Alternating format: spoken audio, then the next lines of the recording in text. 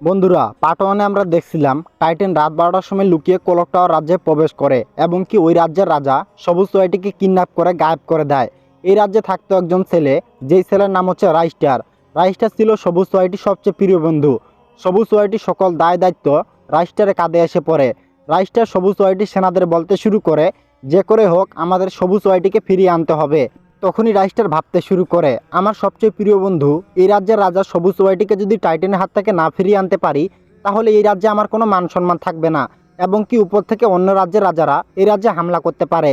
তখনই রাইস্টার মোটরসাইকেল নিয়ে তার বড় ভাই গায়ন ভাইয়ের কাছে যাওয়ার জন্য রওনা দিয়ে দেয়। গায়ন ভাই ছিল একজন ডিজিটাল লোকেশন হ্যাকার। তার কাছে পৌঁছানোর পর রাইস্টার বলতে শুরু করে, ভাইয়া, আমাদের রাজ্যের রাজা সবুজ সোয়াইটিকে টাইটান কিডন্যাপ করছে।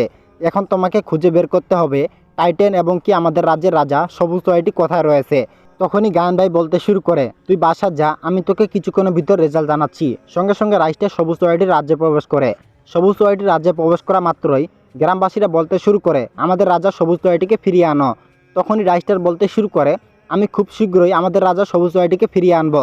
তখনই রাইস্টারের বড় ভাই গায়ন ভাই রাইস্টারের পিছনে চলে আসে এবং কি রাইস্টারকে বলতে শুরু করে, আমি লোকেশন খুঁজে বের করছি, তারা বারমুডা ম্যাপে ছোট্ট একটা রাজ্যে লুকিয়ে রয়েছে। সঙ্গে সঙ্গে রাইস্টার মোটরসাইকেল নিয়ে ওই রাজ্যে প্রবেশ করে। প্রবেশ করা মাত্রই দেখতে পায় তাদের রাজা সবুজ সোয়াইটিকে কিডন্যাপ করে রাখছে। সঙ্গে সঙ্গে টাইটানের লোককে রাইস্টার গুলি করে মেরে দেয়। গুলির শব্দে টাইটান তার বাসা থেকে বেরিয়ে আসে। বেরিয়ে আসা মাত্রই দেখতে পায় তার লোককে কে জানি গুলি করে মারছে। সঙ্গে সঙ্গে রাইস্টার একটা স্মোক গ্রেনেড ফিকে দেয় এবং কি টাইটানকে গুলি করে এখানে মেরে দেয়। তখনই সবুজ সোয়াইটি খুশি হয়ে রাইস্টারকে বলতে শুরু করে, আজকে আমি তোকে আমার রাজ্যের সেনাপতি বানিয়ে দিলাম।